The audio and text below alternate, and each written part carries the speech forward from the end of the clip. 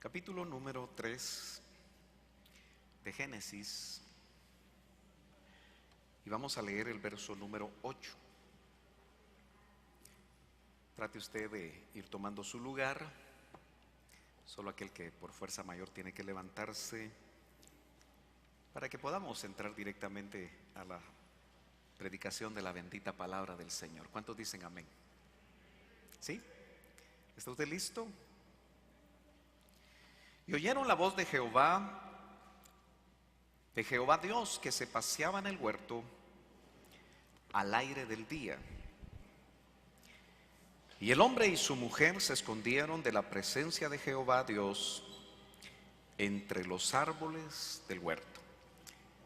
Vamos a orar. Padre, una vez más te damos gracias por la oportunidad que tú nos das de venir a tu casa, Señor, de alabarte, de bendecirte. Ahora, Señor, de tener el privilegio de participar de tu mesa. Ahora, Señor, danos el alimento que necesita nuestro espíritu, nuestra alma y nuestro cuerpo, nuestro ser integral. Que la unción de tu Espíritu Santo, Señor, sea la que nos asista. Que la revelación de tu palabra, Señor, venga. Y que cada uno de nosotros estemos dispuestos sin prejuicios, sin estorbos, Señor, los cuales tomamos autoridad y los reprendemos en el nombre poderoso de Jesús. Amén y amén. Gloria a Dios.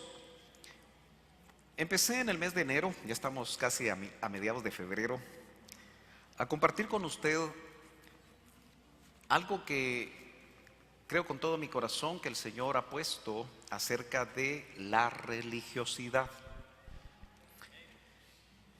Y un hermano fuera de Guatemala, que generalmente escucha estos mensajes, un discipulador que está allá en la ciudad de San Francisco, me decía: hermano Sergio, ¿será que ha pensado usted en abordar desde dónde inicia la religiosidad? Y me puse a pensar, bueno, no sé si usted se ha hecho esa pregunta. ¿Será que la religiosidad, ese aspecto en la vida del hombre, empezó con los hombres? ¿O será que la religiosidad realmente, porque para mí es muy nociva, tuvo inicios más antiguos? Y bueno, esta mañana, juntos con la escritura, ahí sí que en la mano, ¿verdad? Vamos a tratar de meditar acerca de esto. Porque si es mucho más antiguo que la misma creación humana, porque usted sabe que Dios no solamente creó a los hombres, sino que ha tenido muchas creaciones. Es más, toda la historia, podríamos decir, creativa de Dios en la tierra, es sumamente antigua. Sumamente antigua. Y uno se pone a pensar si el ancestro religioso que cada uno de nosotros traemos, porque yo no sé si usted ha notado que la mayoría de nosotros traemos un ancestro religioso.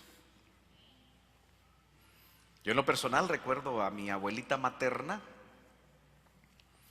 que viviendo en Antigua, imagínense en dónde, ¿verdad?, desarrolló esa religiosidad. Y recuerdo que de 3 a 5 años yo viví en Antigua, Guatemala, y el lugar donde mi abuelita vivía estaba más o menos a 1 kilómetro de la famosa iglesia El Calvario.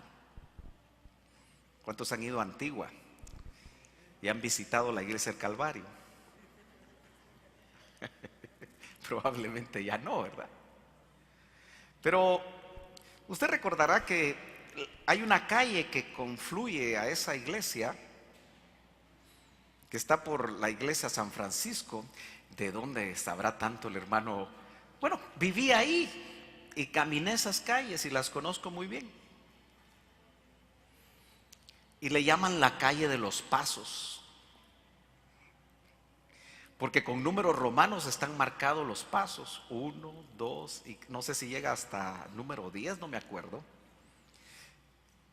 Y todo está configurado, imagínense esa ciudad, para llegar a esa iglesia que se llama el Calvario, porque cada uno de esos pasos va marcando, según ellos, lo que el Señor vivió en su Vía Crucis.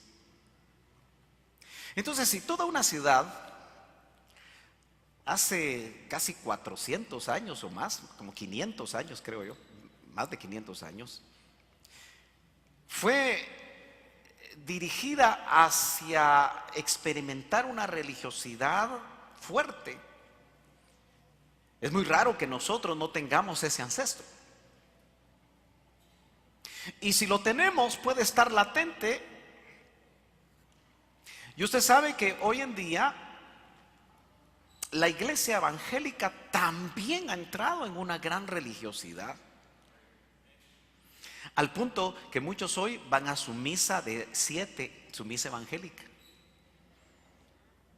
su misa de 9, evangélica, su misa de 11, su misa de 1, su misa de 3 de la tarde y hasta 5 de la tarde.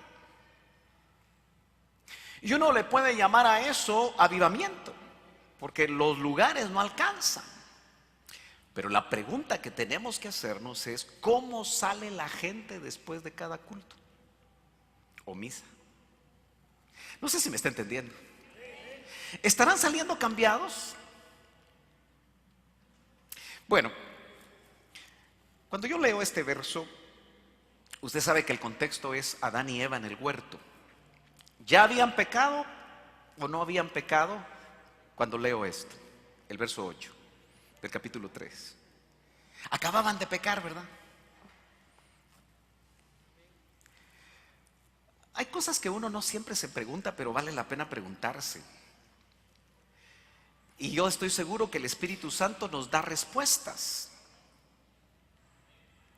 Pero note que aquí nos explica cómo era la relación, porque es importante esa palabra que acabo de decir, entre Adán, Eva y Dios antes de la caída.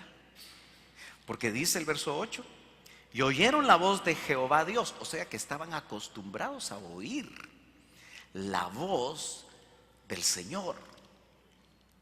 No podían ellos decir que no conocían la voz de Dios. Quizá nosotros podemos pensar hoy, porque sabemos que hay 3 voces en nuestro propio huerto. Está la voz suya, está la voz de Dios, pero también está la voz del diablo. Así que hay 3 voces. Y a veces es difícil saber si es Dios el que nos habla o nos está hablando el otro. ¿Ha experimentado usted eso? O si está hablando su propio yo, su mente. Si los pensamientos que le están llegando son de Dios, son del diablo o son suyos. Pero ellos estaban aquí en el capítulo 3 bien seguros, y a través del verso, aunque fue después del pecado, nos indica que el Señor tenía relación con ellos. Y dice que se paseaba en el huerto al aire del día. Solo que en esta ocasión, como ya habían pecado, ellos se esconden. Pero cuando tenemos que meditar cuántos años pasarían en una relación tan hermosa, donde el espíritu, el alma y el cuerpo, tanto de Adán y de Eva, estaban suficientemente capacitados, porque el Señor así los había hecho, para tener comunión con Él. ¿Qué no hablarían? Yo le puedo decir que pudieron haber pasado cientos o miles de años, porque la Biblia no nos explica eso, antes de haber caído, pero disfrutaron no de religión, disfrutaron de una relación.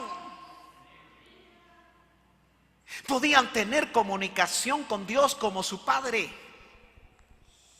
Tenían libertad, Usted sabe que hasta que pecaron ellos se vieron desnudos y ellos estaban desnudos, solo que no se habían dado cuenta. Nosotros sabemos que probablemente había una cobertura de luz en ellos que se apagó cuando pecaron, pero de eso hablamos en otra ocasión, más despacio. Pero hubo un ser que, según la Escritura, engañó a Eva. Ahora la pregunta es, ¿quién engañó a ese ser? Y aquí ya no le puedo yo citar la Biblia. Ay, hermano, entonces nos va a decir cosas sin Biblia. Pero le puedo citar algunas cosas, pero no todos necesariamente las van a ver. Pero usted sabe que ese ser, en el hebreo seraf, como una serpiente brillante, caminaba. No era una serpiente que se arrastraba, porque como resultado de la maldición que vino sobre lo que hizo, el Señor le dijo que se iba a arrastrar. Entonces este ser caminaba. Era un ser luminoso. De hecho, usted sabe que toda la creación de Dios sale perfecta desde que Él la crea. Y este ser no podemos decir que era humano, pero este ser salió también de la mano de Dios, pero en algún momento cayó. Ahora, sabemos nosotros que hay dos pasajes en la Escritura que nos hablan de cómo el ser que engañó a Eva también nos puede engañar a nosotros. Acompáñeme rápidamente a Segunda de Corintios capítulo 11, y notamos que muchos años después el apóstol Pablo, obviamente habiendo recibido de parte del Señor un discipulado muy cercano, le habla a la iglesia hace 2000 años, pero también nos habla a nosotros hoy. Y nos dice: ojalá me toleraseis, Segunda de Corintios capítulo 11 verso 1, un poco de locura. Sí, toleradme, porque os celo con celo de Dios. Quiere decir que hay celo humano y debe haber un celo diabólico, pero aquí dice que Él, como ministro, le dice a la iglesia de todos los tiempos, porque es palabra de Dios. Dice: os celo con celo de Dios, pues os he desposado con un solo esposo, para presentaros como una virgen pura. ¿Cuántos aquí ya están desposados? Eso es un compromiso. No le voy a hablar de cómo era en esos tiempos el desposorio judío, porque usted lo sabe. No voy a perder tiempo en eso ahora. Pero dice que el apóstol temía, en verso 3, dice: pero temo que como la serpiente con su astucia engañó a Eva. Quiere decir que este ser todavía anda por ahí queriendo engañar, ¿no es cierto? Dice: vuestros sentidos sean de alguna manera extraviados. No sé cómo dice la parte final de ese verso en su versión: de la sincera fidelidad a Cristo. ¿Hay alguno que dice de la sencilla devoción a Cristo? ¿Alguno de sus Biblias? De la sencillez, creo que la versión Las Américas, ¿verdad? RBA, Reina Valera actualizada, dice: de la sencillez y la pureza de la devoción a Cristo. Mire, ¿usted cree que era sencilla la relación, la devoción, la relación que tenía Adán y Eva en el huerto? ¿Era sencilla antes del pecado? Sí. Era como cuando uno se relaciona en familia, ¿no es cierto? Podríamos decir que Adán era hijo de Dios y Eva eran hijos de Dios. Bueno, cuando terminan las genealogías en uno de los evangelios dice, y Adán, hijo de Dios. Entonces eran hijos de Dios y él era su padre. Y ellos no iban a un culto de domingo a relacionarse con Dios solo en ese momento. Ellos estaban acostumbrados a tener una relación con Él todo el tiempo. No sé si me estoy dando a entender, mis hermanos amados. Pero dejé en el aire, ¿quién hizo que ese ser fuera engañado? Porque la pregunta que también empecé en la introducción es si la religión empezó con el hombre o la religión o la religiosidad viene de hace tiempo. Porque ¿qué fue lo que este ser le ofreció a Eva? ¿Qué fue lo que le dijo? ¿Se recuerda usted qué fue lo que le ofreció? Que si comía del huerto, ¿o quiere que lo leamos? Mejor lo leemos, ¿verdad? Porque yo lo veo a usted como que se me queda viendo así, algo raro, pero yo hay cosas que doy por sentado, porque indudablemente creo que usted ya la sabe. Pero ¿quiere que leamos? Pero la serpiente, capítulo 3, verso 1, era astuta más que todos los animales del campo que Jehová Dios había hecho, la cual dijo a la mujer, con que Dios os ha dicho, no comáis de todo árbol del huerto. Note que empieza a hacerle una pregunta. Mire, ¿cree usted que Adán y Eva tenían doctrina en el huerto? ¿Qué piensa? ¿Tenía doctrina Adán y Eva en el huerto? Sí, el Señor les había hablado. Y parte de la doctrina era que no comieran de un árbol que estaba en el centro del huerto, el árbol del conocimiento de la ciencia del bien y del mal. Era parte de la doctrina. Tal vez era una doctrina sencilla, aunque no sabemos cuánto el Señor le reveló a Adán y él se lo transmitía a Eva. Probablemente había un discipulado entre ellos dos ahí en el huerto, no lo sé. Pero tenga cuidado cuando le cuestionen la doctrina a usted, porque yo estoy seguro que se la cuestionan.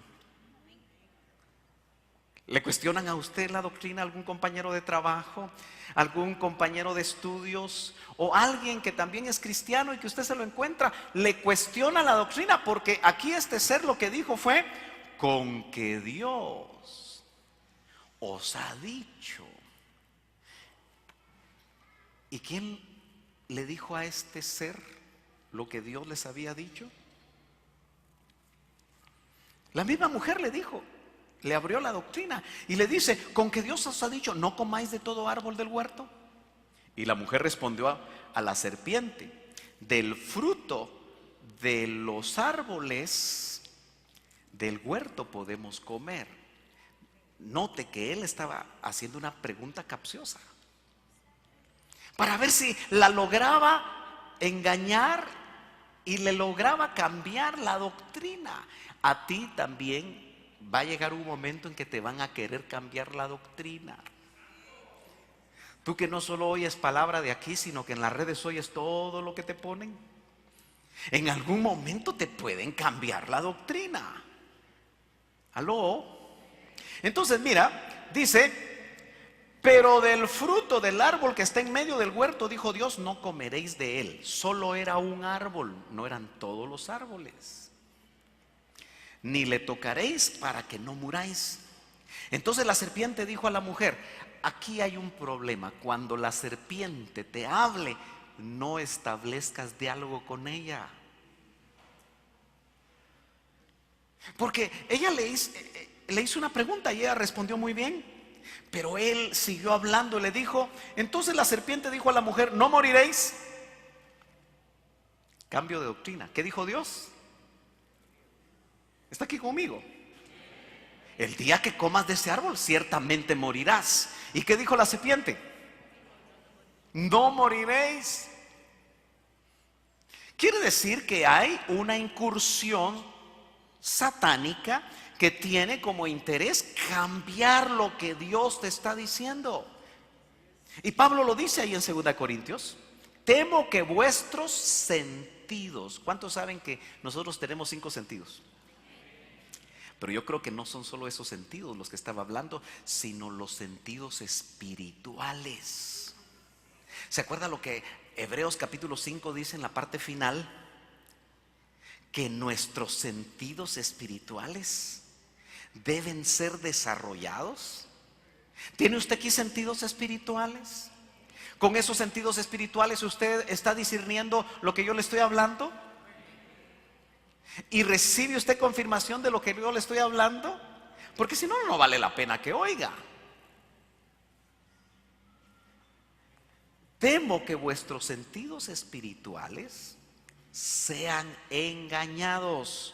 Mire lo que dice ahora: no moriréis, sino que sabe Dios que el día que comáis de él serán abiertos vuestros ojos y seréis como Dios, sabiendo el bien y el mal.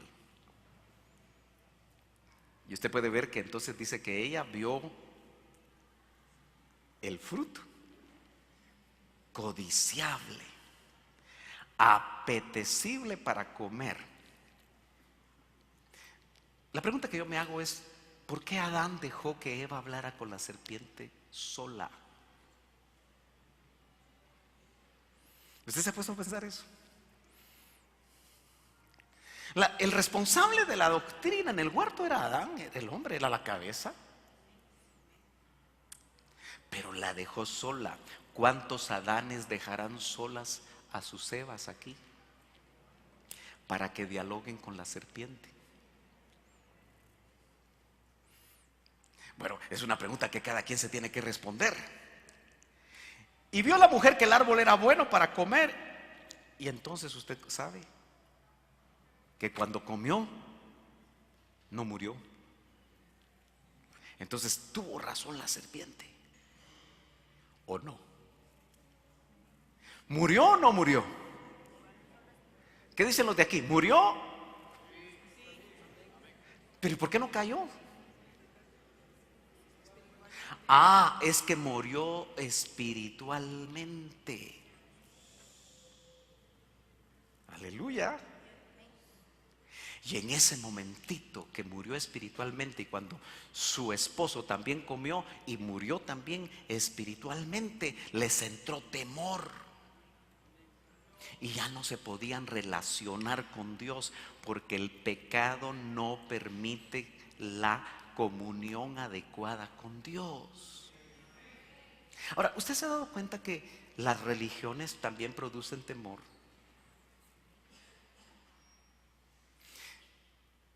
Así honestamente, ¿a usted no le produce temor a veces Dios? Cuando usted oye que Él es fuego consumidor, cuando usted oye que si no damos una estatura nos vamos a quedar a enfrentar los juicios que vienen sobre la tierra, ¿no le produce eso temor? Pero no nos debería de producir temor, porque si tenemos una buena relación, nosotros podemos en esa relación con Él. Ellos no tenían temor cuando no había pecado en el huerto.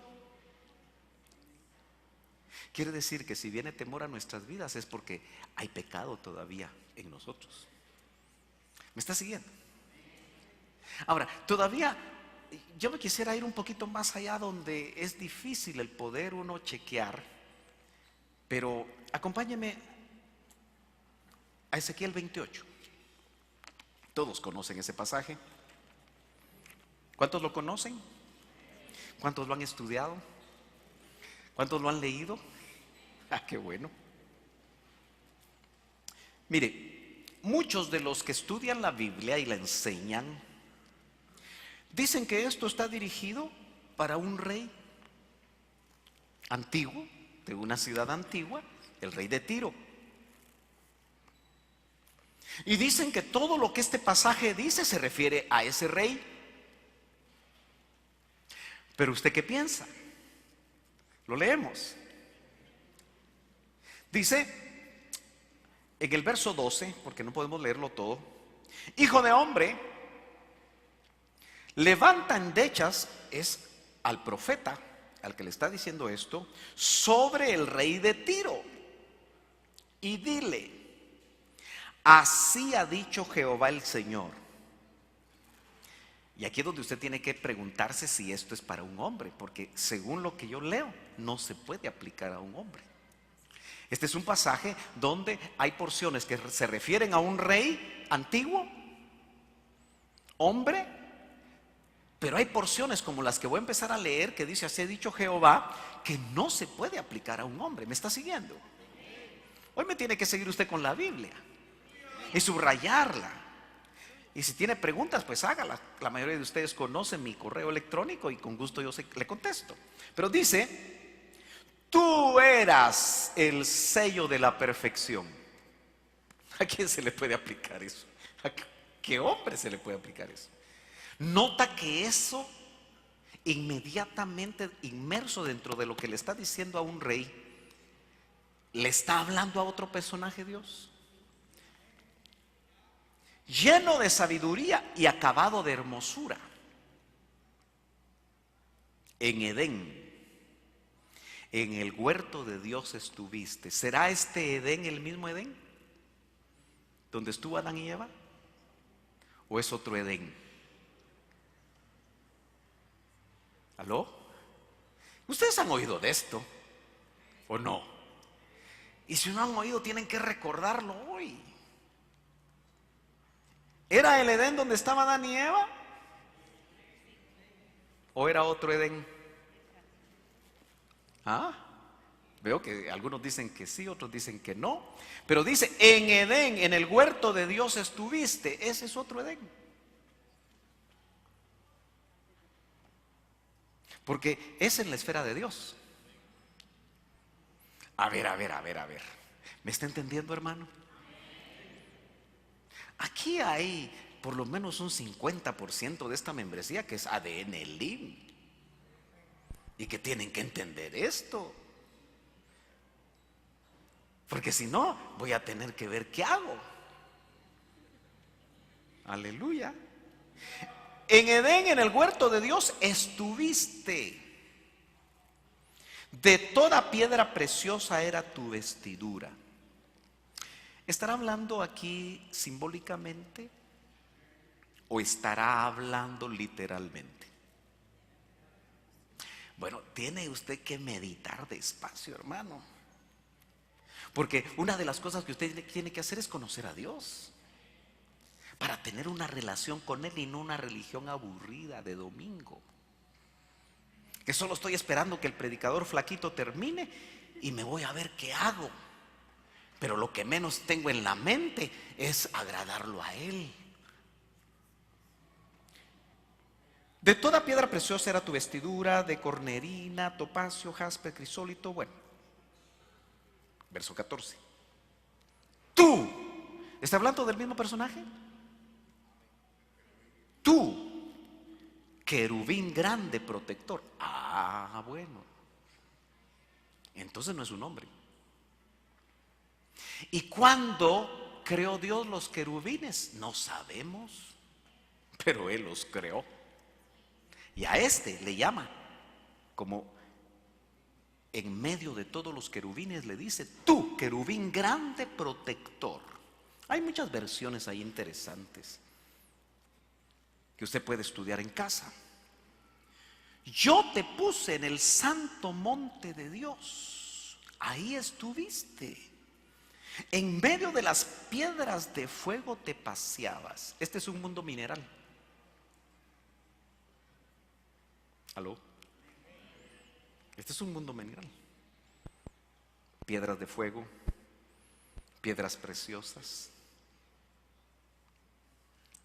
Yo siempre me he puesto a pensar, y no estoy del todo seguro, quiénes eran las piedras de fuego, porque me parece que habla de personajes.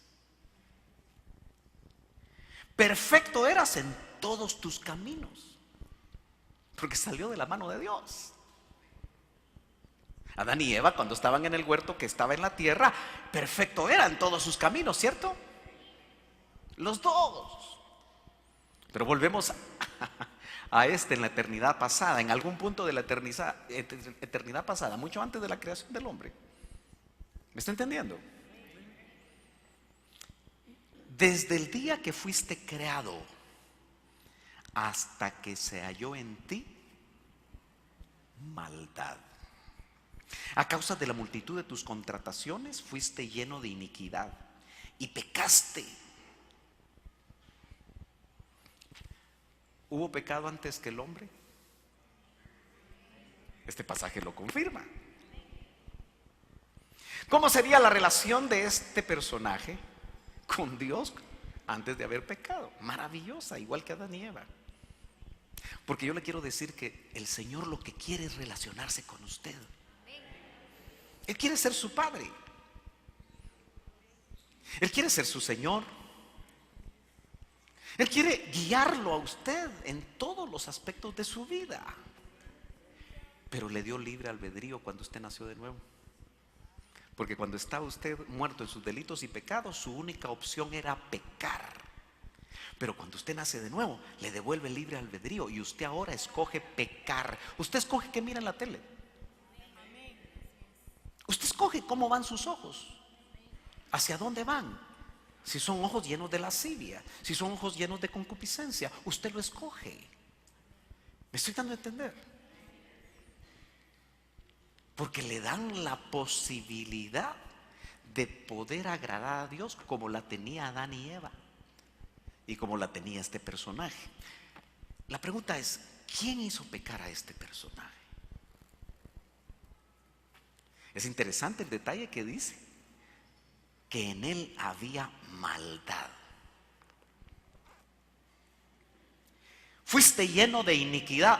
Otra cosa, maldad e iniquidad. Por lo que te eché del monte de Dios, hay consecuencias. Y te arrojé de entre las piedras del fuego, oh querubín protector. Verso 18, con la multitud de tus maldades y con la iniquidad de tus contrataciones, profanaste tu santuario. Usted lo puede ver en los originales, en las diferentes versiones. Pero cuando habla de santuario, y este querubín protector dice, yo pues saqué fuego de en medio de ti, el cual te consumió y te puso en ceniza sobre la tierra, a los ojos de todos los que te miran. ¿Tiene tiempo de estar conmigo? Yo estoy en verde. Isaías 14. Es que ¿sabe qué pasa, hermano amado? Tenemos que ir a los orígenes. Porque lo que este ser hizo en el huerto con Adán y Eva fue quitarle su relación con Dios. ¿Ya lo notó? Así como un día él la perdió. Y está interesado en que tú vengas los domingos, cantes, toques, prediques, hagas lo que tú haces, pero que no tengas relación con Dios. Porque se puede hacer todo lo que hacemos y no tener una buena relación con Dios. Porque Él nos conoce como somos. ¿Me estoy dando a entender? No es solamente de venir el domingo, que es cuando tú vienes la mayoría de ustedes. Es ver si esto está alimentando tu relación con Dios, que es de 24 horas al día. En cualquier lugar donde te encuentres, en el trabajo, le oras, hablas con Él, tienes relación con Él y Él dirige tu vida. O por el contrario, ahí donde nadie te mira, tú no pareces un hijo de Dios. Yo tengo que ser muy incisivo, hermano, porque voy a entregar cuenta de cada uno de ustedes. Y en algunas ocasiones voy a decir, Señor, no quiso. Le dije esto, le dije aquello. Otros ni siquiera quisieron oír de cerca.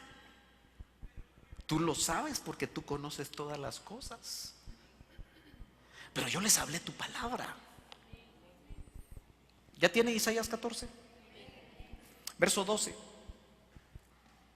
También habla de un personaje, solo que ahora es el rey de Babilonia. Pero en el verso 12 otra vez está hablando de otro personaje que usted me va a decir si es el mismo de Ezequiel 28. ¿Lo tiene? ¿Cómo caíste del cielo, oh lucero, hijo de la mañana? Cortado fuiste por tierra, tú que debilitabas a las naciones. Tú que decías en tu corazón, subiré al cielo en lo alto. Junto a las estrellas de Dios levantaré mi trono. Y en el monte del testimonio me sentaré a los lados del norte. Sobre las alturas de las nubes subiré y seré semejante al Altísimo. ¿Será el mismo ser? Solo que aquí vemos que quería darle golpe de estado nada más y nada menos que al Señor. Verso 17. Dice, leamos el 16. Se inclinarán hacia ti los que te vean, te contemplarán diciendo, ¿es este aquel varón? Llama la atención cuando lo llama varón, que hacía temblar la tierra, que trastornaba los reinos, que puso el mundo como un desierto, que asoló sus ciudades, que a sus presos nunca abrió la cárcel. Y esto es en la tierra, lo nota. Bueno,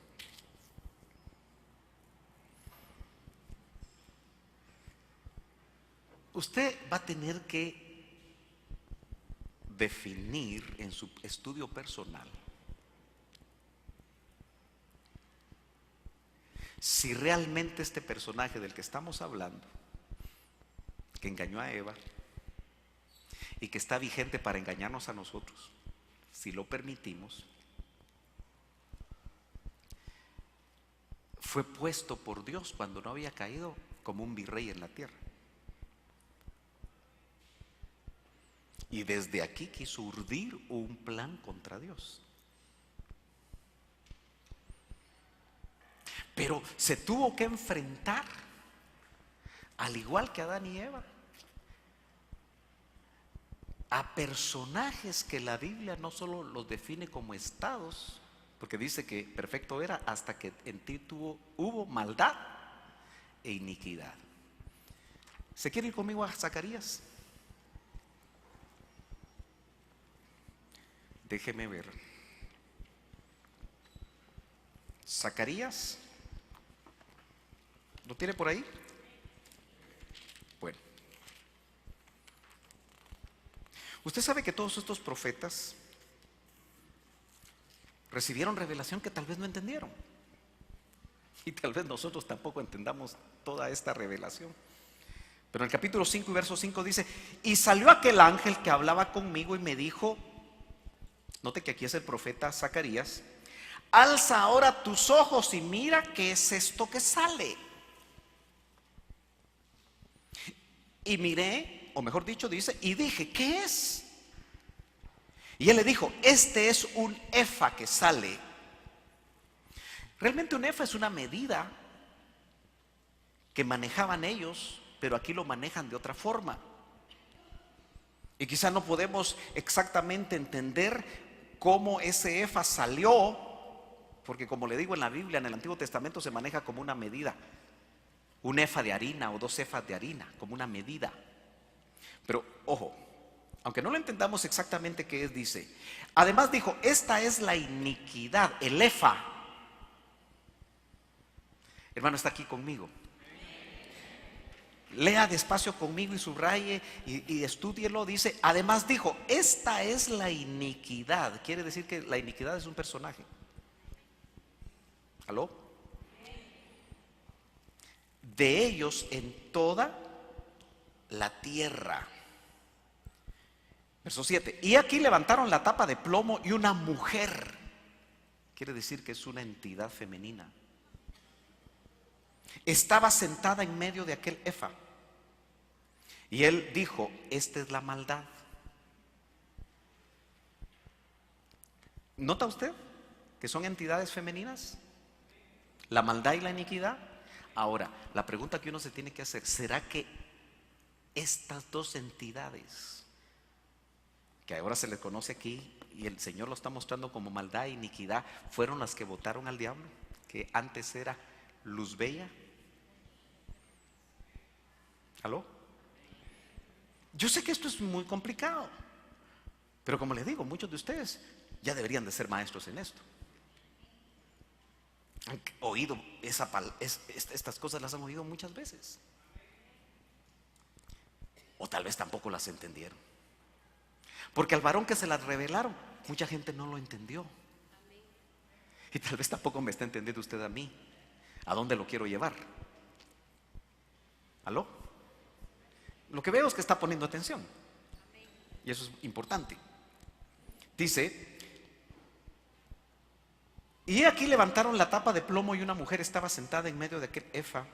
Y él dijo, esta es la maldad, y la echó dentro del efa y echó la masa de plomo en la boca del efa. Pero mire el verso 9. Alcé luego mis ojos y miré, y aquí dos mujeres que salían y traían viento en sus alas y tenían alas como de cigüeña y alzaron el efa entre la tierra y los cielos. Nota que son dos entidades. Ahora la pregunta del millón es, antes de caer, porque estas son entidades caídas, ¿qué eran? Porque también cayeron. Ahora lo que me llama la atención es que dice, dijo al ángel que hablaba conmigo, ¿a dónde lleva el efa? ¿A dónde llevan el efa? Y él me respondió, para que le sea edificada casa en la tierra de Sinar. Y cuando esté preparada, lo pondrán sobre su base. Tierra de Sinar. ¿Le suena eso? ¿Algo? Bueno, acompáñeme otra vez a Génesis. Tierra de Sinar.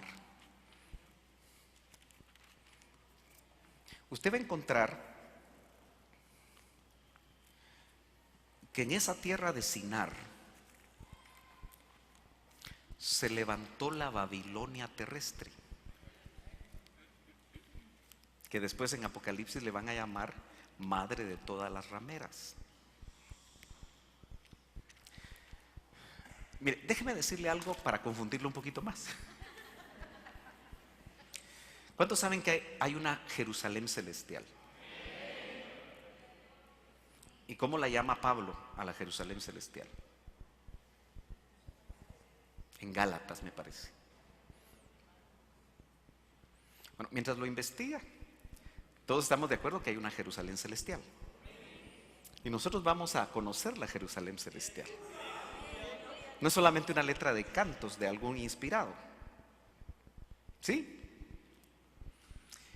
Pero sabe que a la Jerusalén celestial se le antepone una Babilonia ancestral, que después la vemos en la tierra de Sinar, la Babilonia terrestre. Pero Apocalipsis nos va a hablar de una Babilonia religiosa, de la cual algunos van a salir, porque dice, salid de en medio de ella, Babilonia religiosa, pueblo mío. Quiere decir que va a haber pueblo que es de Dios, que se lo va a tragar esa Babilonia, pero todavía va a tener oportunidad de salir. Pero yo le tengo que hablar tal vez muy rápido,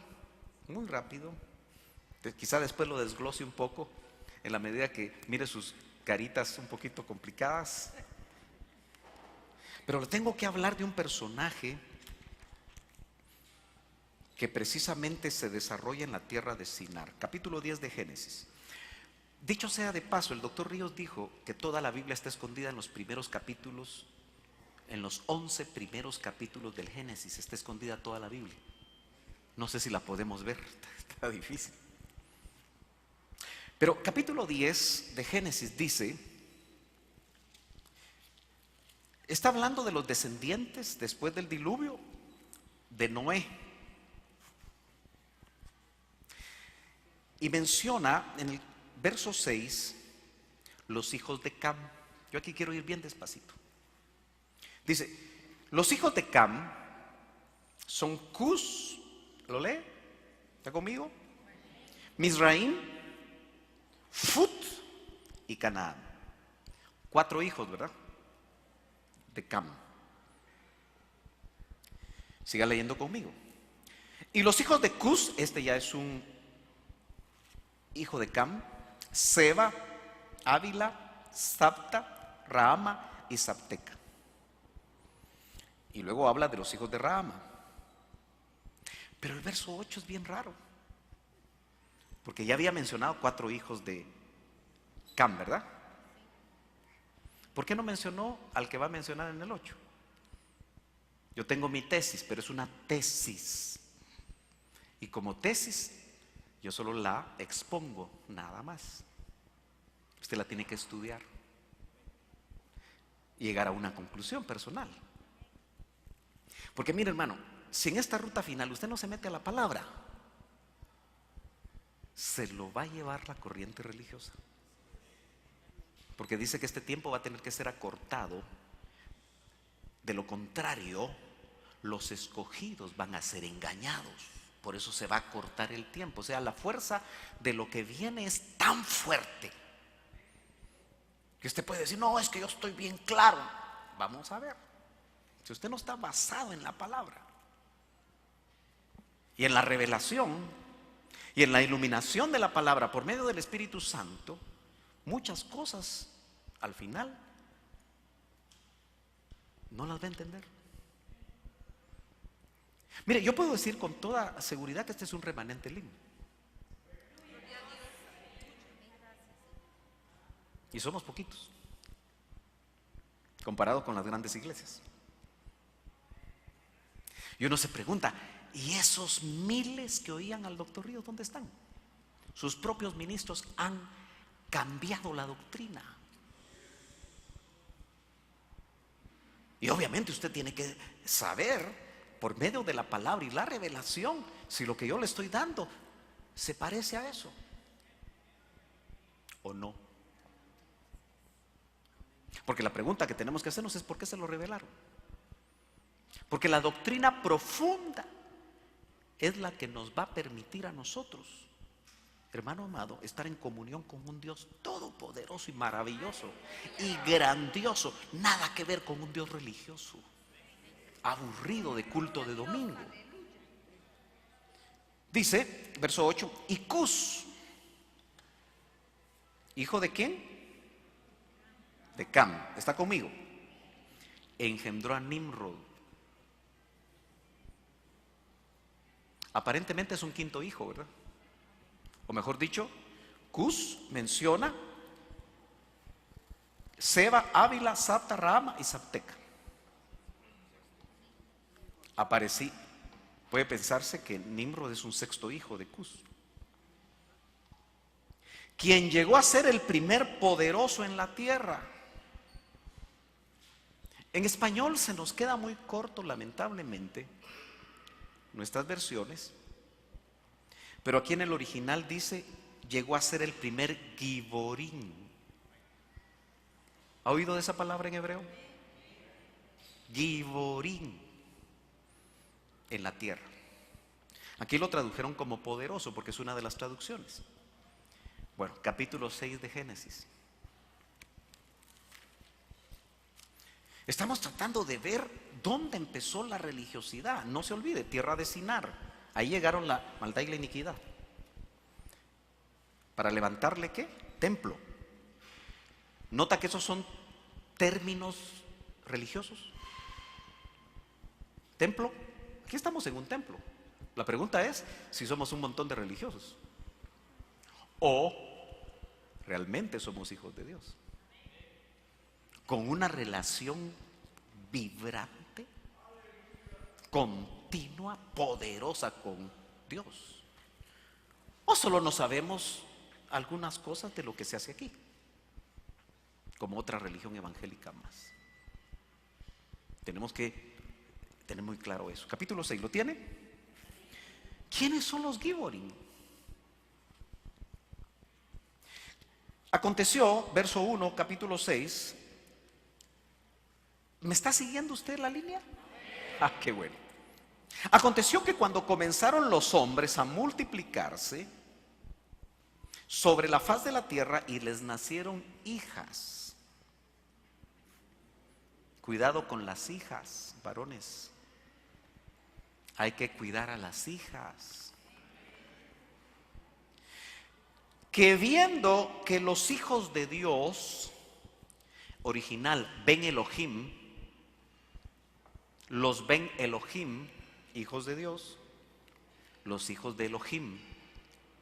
Es que no es lo mismo hijos de Dios que el original que dice Ben Elohim. ¿Sí?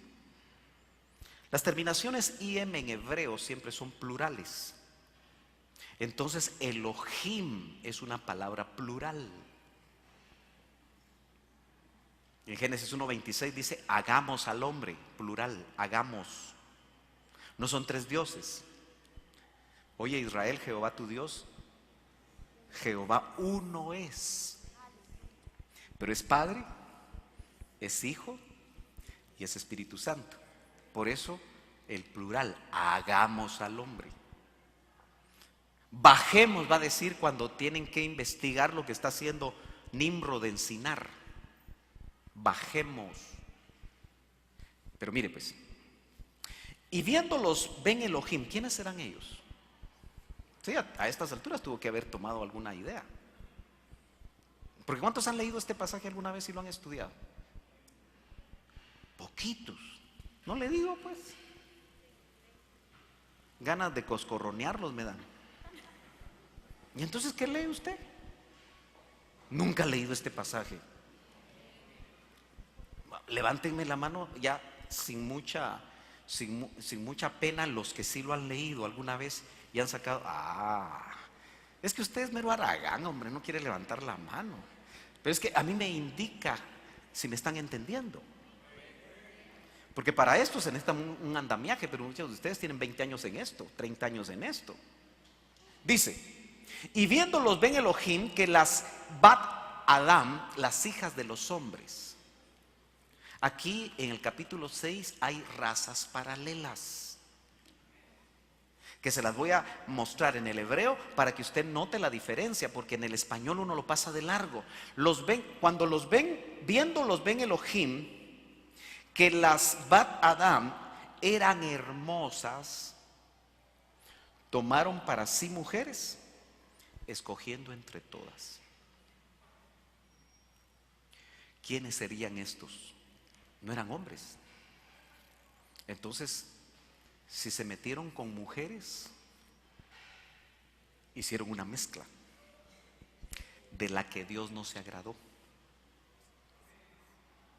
Y de esa mezcla, los hijos se les llama Giborim.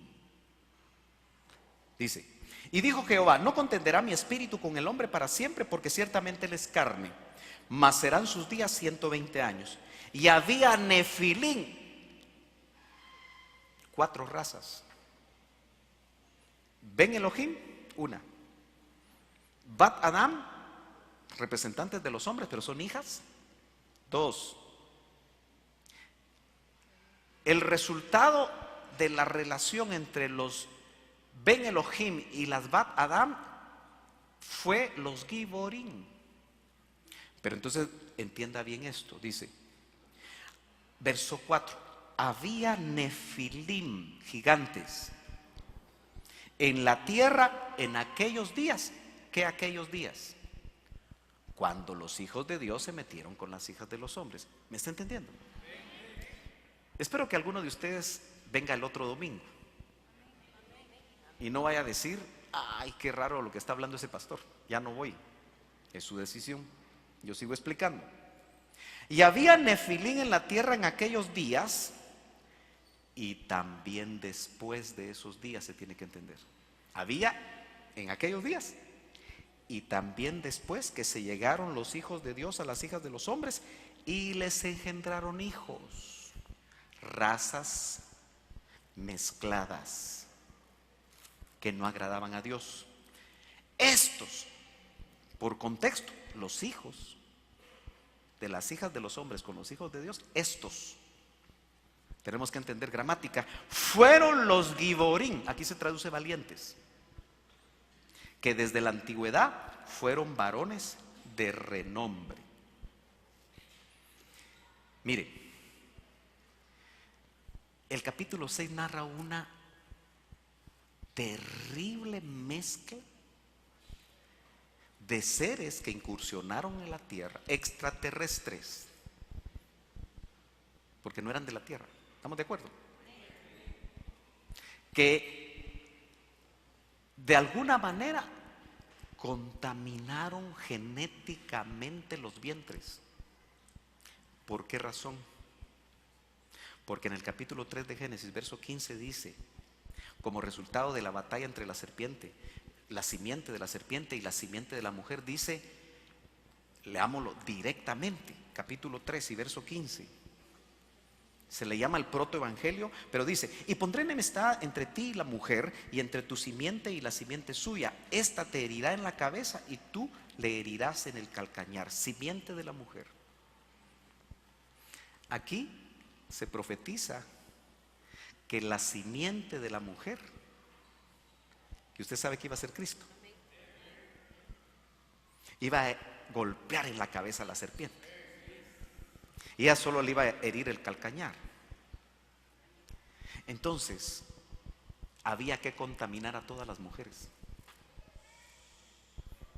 para que no hubiera un vientre genéticamente puro de donde viniera el Redentor. Ahora, ¿qué tiene que ver eso con la religiosidad? Volvamos al capítulo 10, ¿verdad? ¿Cómo voy? Ya voy en amarillo. Nos quedamos en 10:8 con Nimrod, ¿verdad? Y nos fuimos al 6 para definir quiénes son los Giborim. Este fue vigoroso cazador delante de Jehová. Eso pareciera que es a favor de él, pero el original dice, enfrente de Jehová. Este hombre se levantó contra Dios. Ojo. Y no sé si llamarlo hombre porque era un mezclado. Por eso fue un poderoso cazador. Pero dice, verso 10, y fue el comienzo de su reino Babel. El reino de Nimrod fue Babel, de donde viene Babilonia, Erec, Akkad, varias ciudades. De esta tierra salió para Siria, edificó Nínive. Ciudades que después nosotros vemos en el Antiguo Testamento. Ahora, ¿dónde fue edificada Babel? Capítulo 11, verso 2, exactamente, la tierra de Sinar. Tenía entonces toda la tierra una sola lengua y unas mismas palabras. Verso 2, y aconteció que cuando salieron de oriente, hallaron una llanura en la tierra de Sinar, cuando todos los hombres tenían una sola lengua. Y se dijeron unos a otros, vamos, hagamos ladrillo y cozámoslo con fuego. Y les sirvió el ladrillo en lugar de piedra. Otro día hablamos de eso, cómo se cambia la piedra por ladrillo. Porque Babilonia va a ser la fabricante más horrorosa de las religiones, que hasta el día de hoy de Babilonia surge la madre con un hijo, la madre virgen. En todas las culturas antiguas es en Babilonia donde se fabrica. No sé si me estoy dando a entender. Esas vírgenes con su bebé, que hoy son estatuas en una religión que tiene más de 1.600 millones en la tierra, es concepto religioso babilónico, de donde muchos salimos, si es que participamos de eso. Fue de ahí donde se fabricó la religiosidad. pero porque había una Babilonia ancestral que vimos cómo fue botando uno tras otro. Mire, hermano, al diablo no le interesa en qué cuneta lo va a encunetar a usted. Usted sabe que todos los caminos, dice que Jesús es el camino, la verdad y la vida, ¿cierto? Pero los caminos tienen una cuneta de un lado y tienen una cuneta del otro lado. ¿Ha visto usted que es así? Va. Si el diablo te mete en la cuneta de la izquierda y te tiene ahí bien religioso, ahí te va a dejar. Pero te sacó del camino. Muchas veces como legalista, religioso. O te vas a la otra cuneta y eres un cristiano liberal. Chupas, mujereas y vienes a la iglesia el día domingo. ¿Cuántos saben que hoy hay muchos cristianos así? Por millones en este país. Religiosidad, pero te sacó del camino, te dio libertad aparente, pero te sacó del camino, porque el camino es Cristo. Va. Yo sé que te di un montón de cosas ahora para que las medites. Mire pues, verso 4, y dijeron: vamos, edifiquémonos una ciudad y una torre cuya cúspide llegue al cielo, y hagámonos un nombre por si fuéramos esparcidos sobre la faz de la tierra.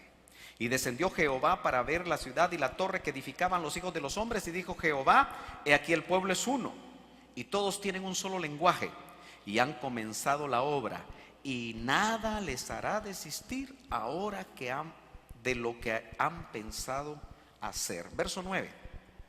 Por esto fue llamado el nombre de ella Babel, en la tierra de Sinar.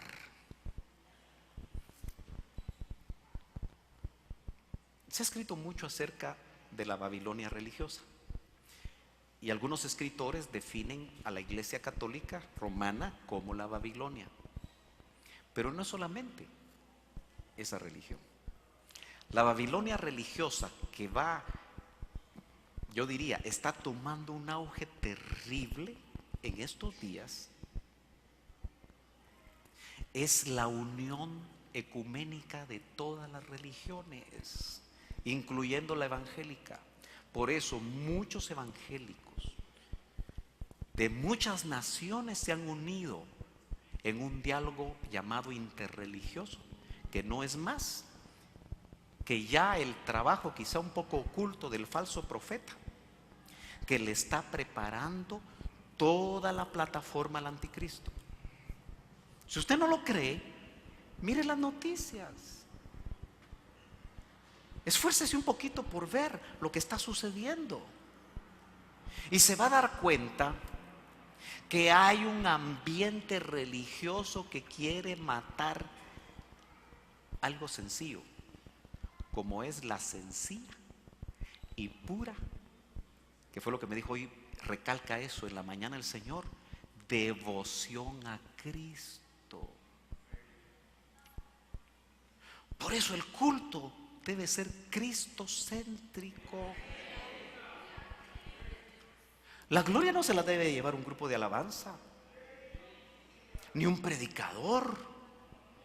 La gloria es solo de Él y debe ser solo para Él. Aleluya. Gloria al Señor. Babel, de ahí surgió hasta la tiara que usa el Papa. Es babilónica. Y millones no se dan cuenta. Ahora, ¿qué tiene que ver con nosotros, hermano Sergio?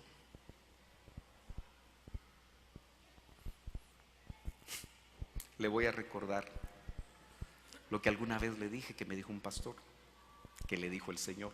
Usted lo juzga. Que se estaba preparando en la ducha para ir a un retiro, de todos los retiros que se hacen en Semana Santa, que de santa no tiene nada. Usted sabe que el inicio de esos retiros fue con el único propósito de buscar a Dios. Ir 4 días a un lugar separado de todo lo que uno hace para buscar a Dios en carpas o bajo champas. Así era. Y en ese tiempo sí se buscaba a Dios. 4 días de oír palabra de Dios sin buscar comodidad. 4 días de estar metido con Dios. Pero hoy hay muchos retiros. Y llamativamente de casi todos los discípulos del doctor. Y no me extrañaría que hubiera competencia. Aló.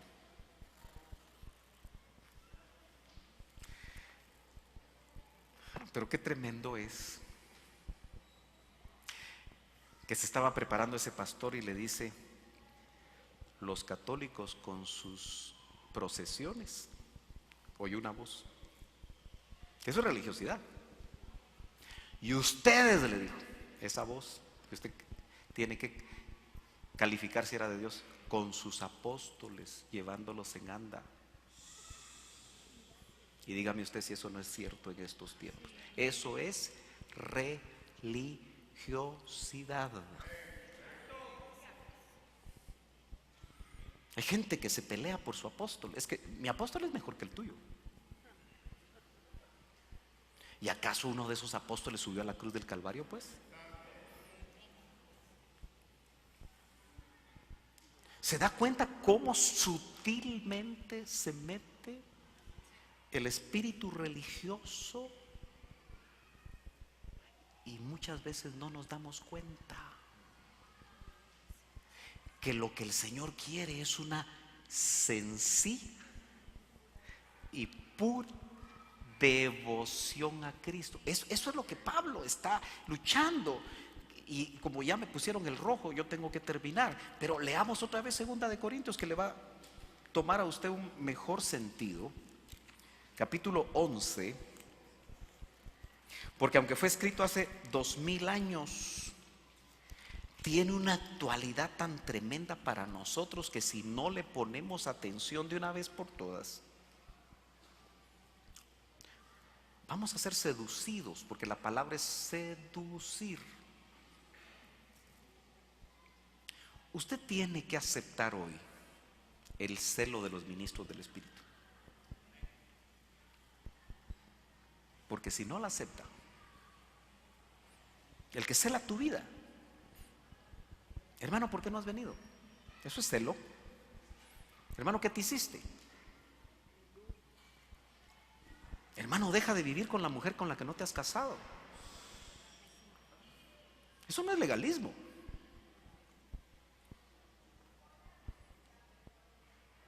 Eso es agradar a Dios. Dice: os celo con celo de Dios, pues os he desposado. Ya es un acto hecho. Porque desde que nació de nuevo usted está desposada para hacer realidad la boda. Pero se puede terminar el compromiso si usted deja de ser virgen, espiritualmente hablando. Os he desposado con un solo esposo para presentaros como una virgen pura. Ese es el trabajo ministerial. O usted deja que el ministro lo haga, o nosotros sacamos las manos. Y allá usted. Pues dice: pero temo, ese es el temor, que como la serpiente con su astucia, nota, ancestral, engañó a Eva, vuestros sentidos sean de alguna manera extraviados de la sincera fidelidad a Cristo. Su fidelidad es al Señor, su devoción es a Él. Usted no se va a poner mañana a orar, Señor, como lo oraría, porque usted sabe que en la iglesia grandota hay santos. Usted no va a orar, Señor, por San Sergio, te pido que me hagas este milagro. ¿Verdad que no? Usted va a orar entrando en comunión directa con Él y hablando con Él, porque Él es el único mediador entre Dios y los hombres.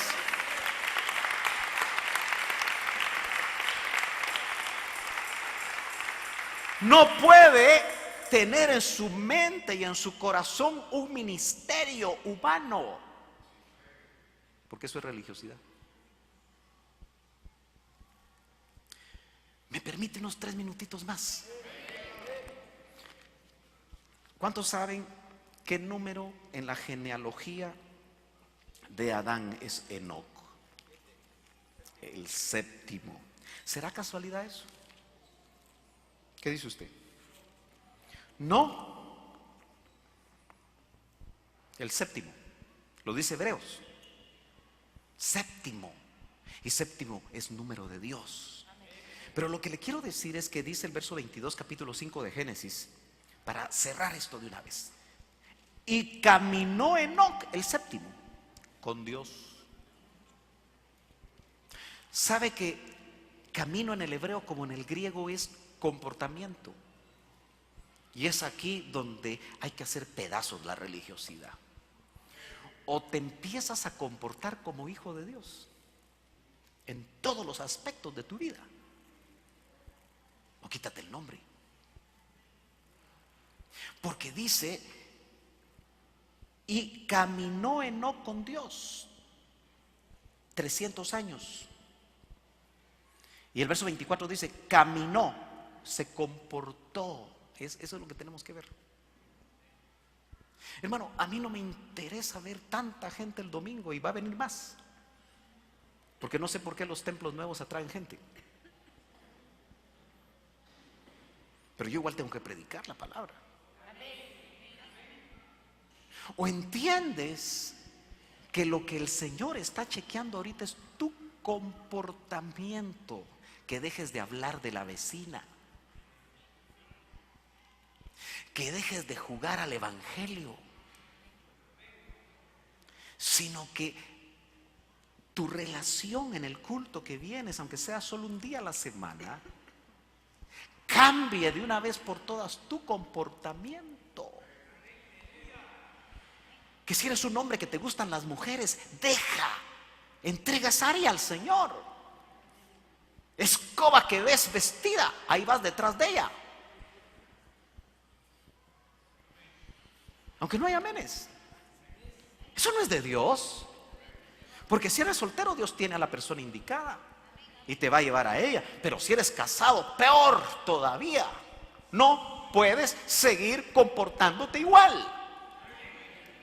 Porque Enoc, que es tipo de los que se van a ir, caminó pues Enoc con Dios y desapareció. Porque podríamos traducir, le raptó Dios.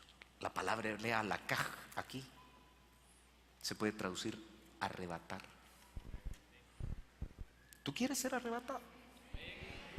¿De verdad lo quieres? Camina con Dios. Camina a la manera de Dios. Hebreos 11. Y ahorita termino. Cuando habla de Enoc, ¿qué dice? Hebreos 11. En esa lista de héroes de la fe. Verso 5 dice, por la fe Enoc fue traspuesto para no ver muerte. ¿Eso es lo que tú quieres? Compórtate como hijo de Dios. Deja tus chismes.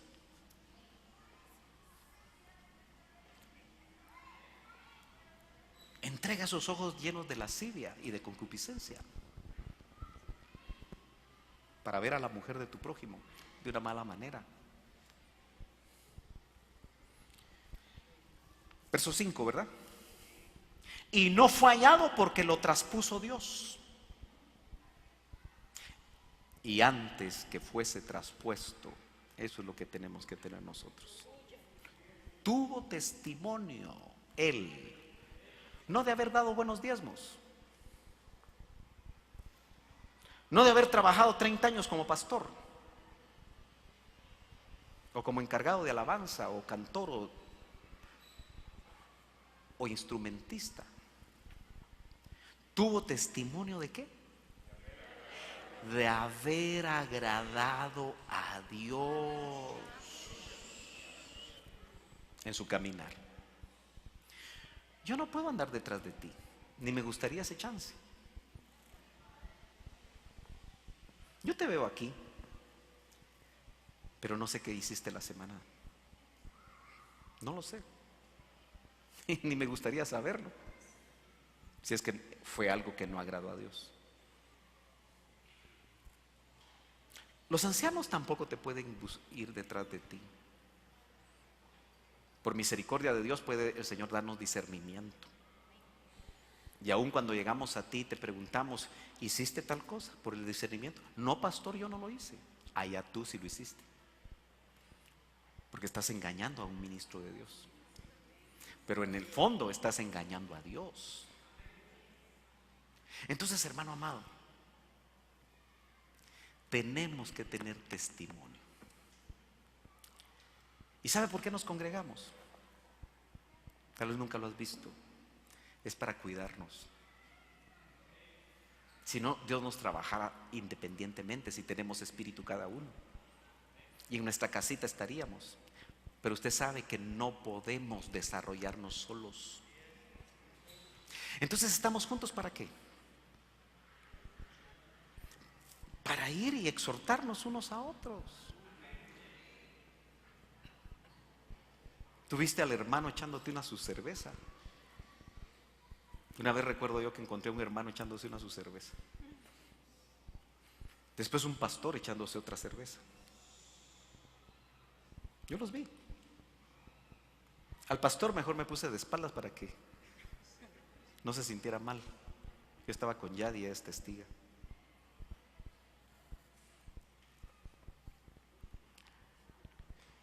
Tenemos que orar por esas personas, pero con sabiduría de parte de Dios, decirle, mira, varón, a solas te vi haciendo esto. Sí, pero eso no es malo, vos. Ok. Yo solamente te digo que una va a traer otra, y esa otra trae otra, y ese pecado te va a traer a otro, y cuando vengas a sentir vas a estar fundido. Eso no gusta, pero a veces hay que hacerlo.